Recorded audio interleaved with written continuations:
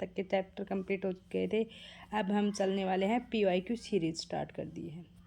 ठीक है, PYQ series के ऊपर चलेंगे हम 1 बाय 1, जो कि SST की है, क्वेश्चंस पेपर है भाई। चलते हैं। जो नवपाषाण की जो धार्मिक प्रथा के संबंध में निम्नलिखित में से कौन से अभिलक्षण स्पष्ट रूप से परिलक्षित यानी कि दिखाई नहीं देते हैं? कौन से अभिलक्षण है जो दिखाई नहीं देते हैं? दिखाई देते हैं, सॉरी, क्या दिखाई देते, परिलक्षित होते हैं कब? नवपाषाण युग में। युग है, इसका जो टाइम पीरियड था वो कितने से कितने तक का था भाई? इसका टाइम पीरियड था 10,000 ईस्वी पूर्व से लेकर कब तक था भाई? 3,303 है भाई, ईस्वी पूर्व तक इसका टाइम पीरियड रहा, किसका? नवपाषाण काल का। इसमें कौन कौन सी चीज़ें थी भाई इसमें, ये और देख लेते हैं भाई। इसमें मातृ देवी की पूजा, हाँ भाई मातृ देवी की पूजा की जाती थी इसमें। ठीक, मंदिर का निर्माण नहीं भाई, कोई मंदिर का निर्माण नहीं हुआ। बलि प्रथा भी नहीं थी इसमें। देवताओं का पथकरण यानी कि अलग अलग देवताओं को बंटवारा भी नहीं हुआ था। तो इसमें क्या आ जाएगा? Only A is the right answer हो जाएगा इसका। ठीक है, इसी के साथ हम चलते हैं सेकंड क्वेश्चन पर। बुस्ट्रोफेदन क्या है? बुस्ट्रोफेदन क्या है भाई? यह क्या है? लिपि है। किस प्रकार की लिपि है?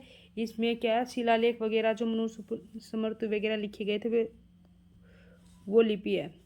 क्या है? एक प्रकार की लिपि है, इसमें शिलालेखों पर लिखा गया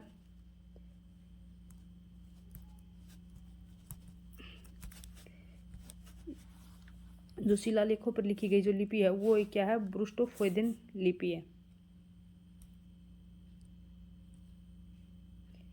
नेक्स्ट पे चलते हैं। ऋग्वेद में जातवेद, वेदस, हिरण्यदत्त और गृहपति किस देवता को कहा जाता था?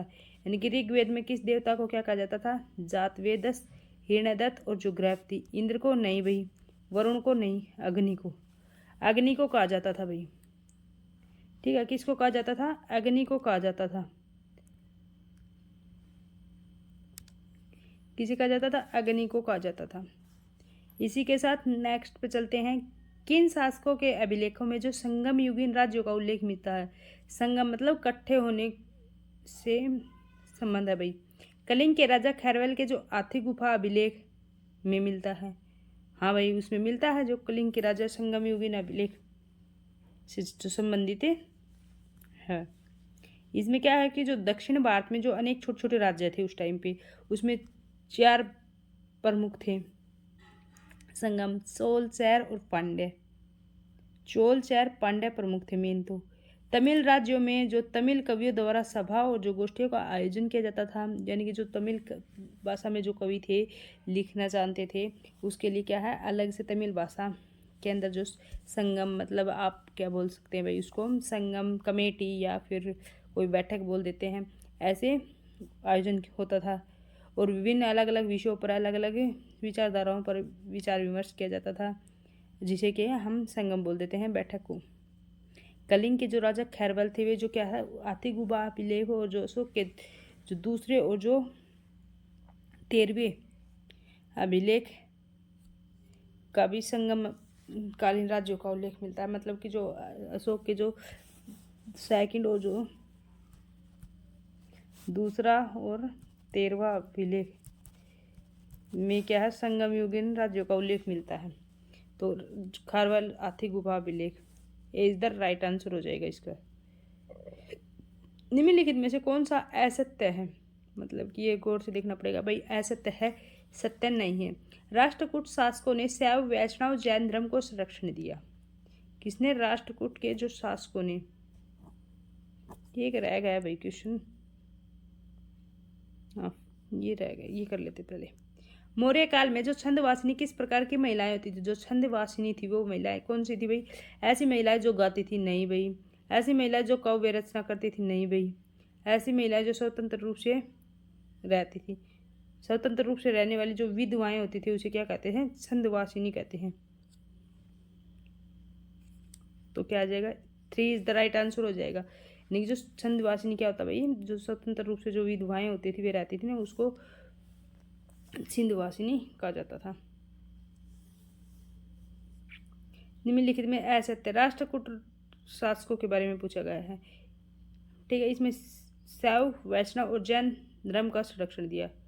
ओके, राष्ट्रकूट ने अपने राज्य में मुसलमानों के विरुद्ध कड़े प्रतिबंध, नहीं भाई कड़े प्रतिबंध नहीं लगाए, वहाँ पे तो मुसलमानों जो इस्लाम धर्म थे उनको स्वीकृति दी थी, इस्लाम के तो प्रचार के लिए स्वीकृति दी थी और उनको प्रमोट किया था मुसलमानों को व्यापार करने के लिए, बसाने के लिए। ठीक है, तो यही हो जाएगा। ऐसे तो पूछ रखा था तो यही हो जाएगा, ये रोंग लिख रखा भाई, गलत है। एलोरा के शिव मंदिर का निर्माण कृष्ण प्रथम ने करवाया था, ये भी सही है भाई। अमोद वर्ष की पुत्री राजवल्लभी ने कुछ समय तक शासन किया, ये भी सही है, कुछ समय तक उन्होंने शासन किया था भाई। तो नेक्स्ट पे चलते हैं।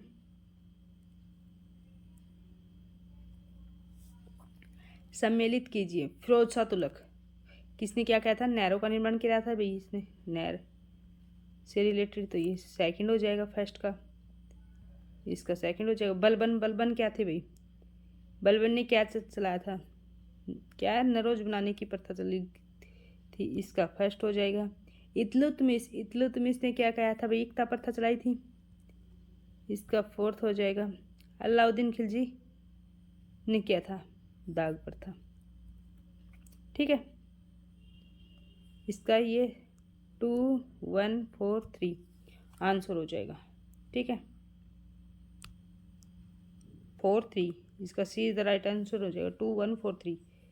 ठीक है, नेक्स्ट पे चलते हैं। शाहजहाँ से संबंधित निम्नलिखित में से कौन सा कथन असत्य है, इसमें फिर से असत्य पूछ लिया है। शाहजहाँ के गद्दी पर बैठने से पहले दाबर बख्श को बैठाया गया। ओके, असत्य पूछ रखा है। शाहजहाँ के शासनकाल का जो पहला विद्रोह खान ए जालोदी ने किया, नहीं भाई ये नहीं हो सकता। शाहजहाँ और गुरु गोविंद के बीच संघर्ष हुआ था, ये तो सही है, पॉजिटिव है ये तो। शाहजहाँ काल में पड़े दुर्भिक्ष का वर्णन पीटर मंडी ने किया, ये भी पॉजिटिव है। बैठने के लिए दाबर बख्श को बैठाया गया, दाबर बख्श को भी गद्दी पर बैठाया गया था भाई पहले, ये भी पॉजिटिव है। तो सेकंड है ना, ये नेगेटिव है, तो सेकंड इसका राइट आंसर हो जाएगा। ऐसा तय पूछ रखा ना, तो इसका शाहजहाँ के शासनकाल में जो विद्रोह खान ए जहालोदी ने किया, उसने तो कोई विद्रोह ही नहीं किया इसके प्रति। फतेहपुर सीकरी में अकबर की जो इमारतों खालिस्तान के लिए प्रसिद्ध है, जो फतेहपुर सीकरी है वहाँ पे जो इमारतें वो किसके लिए प्रसिद्ध है भाई, भारत में प्रथम कादम्बर गुंबद निर्माण के लिए, चापाकार शैलियों के लिए, प्रचुर प्रयोग के लिए। ठीक है, संगमरमर के लिए क्या आ जाएगा, जो फतेहपुर सीकरी की जो इमारतें हैं भारत में जो प्रथम गुंबद निर्माण के लिए प्रसिद्ध है, तो ए इज द राइट आंसर आ जाएगा भाई इसका।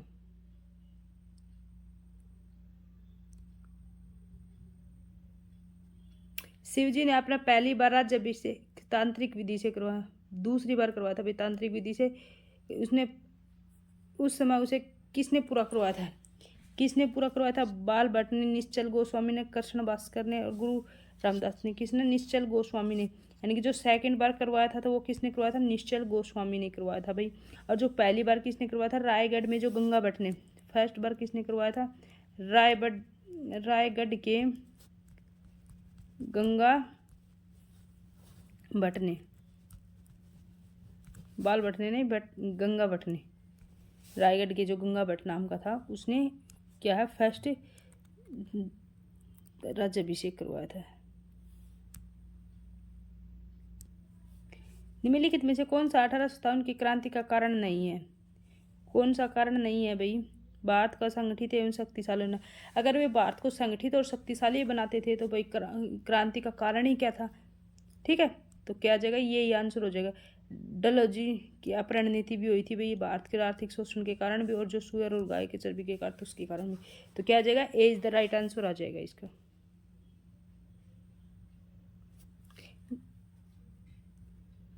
निम्नलिखित में से कौन सा एक सम्मिलित कीजिए, कौन सा, निम्नलिखित में से एक सही कालक्रम चुनिए, इनका कालक्रम बताना भाई, क्या होगा कालक्रम, सूरत विभाजन, बंगाल विभाजन, लखनऊ समझौता और जलियांवाला बाग हत्याकांड, इनका सूरत का विभाजन, सबसे पहले बंगाल विभाजन आएगा, फिर सूरत विभाजन, लखनऊ समझौता, जलियांवाला बाग कांड।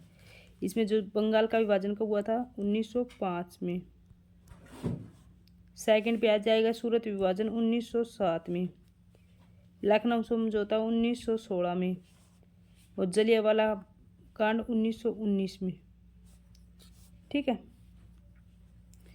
कब बंगाल का विभाजन 1905 में हुआ था और जो सूरत विभाजन 1907 में हुआ था, लखनऊ समझौता 1916 में हुआ था, जलियांवाला बाग हत्याकांड 1919 में हुआ था। ये भाई यहाँ पे दिख नहीं रहा।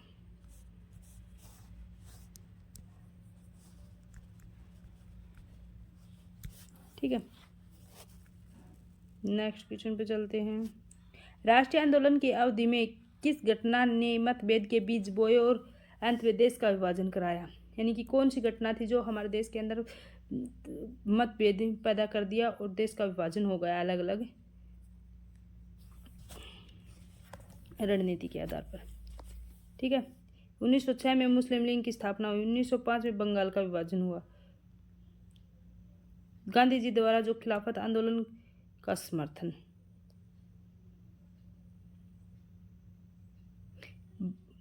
विधानसभा में मुसलमानों के लिए पृथक निर्वाचन क्षेत्र और स्थानों का आरक्षण। हाँ, ये भाई मुसलमानों को अलग से आरक्षण मिला और जो अलग अलग निर्वाचन मतलब अलग अलग से वोटों के लिए खड़ा करा गया। यही क्या थी मेन नीति थी। हिंदू और मुसलमानों के बीच मतभेद का कारण क्या था? यानी कि जहाँ पे मुसलमान है वहाँ पे मुसलमान खड़े होंगे, जहाँ पे हिंदू वहाँ पे हिंदू खड़े होंगे। ठीक है, मुसलमान मुसलमानों को वोट देंगे, हिंदू हिंदू को वोट देंगे। ये रणनीति अपनाई थी, तभी तो वो उसमें फूट डालो राज करो की नीति भारत को मतभेद पैदा कर दिया और अलग अलग। ये हमारे 13 क्वेश्चंस थे, ये आज कंप्लीट हो गए हैं भाई। कल हम करेंगे इससे आगे। ये हमारे 13 क्वेश्चंस थे, कंप्लीट हो गया। आपका कैसा स्कोर बना इसमें बताना भाई। 13 क्वेश्चंस के ऊपर कितना स्कोर है आपका, ये हमें कमेंट बॉक्स में बताना। ठीक है, तब तक के लिए बाय, टेक केयर, ओके।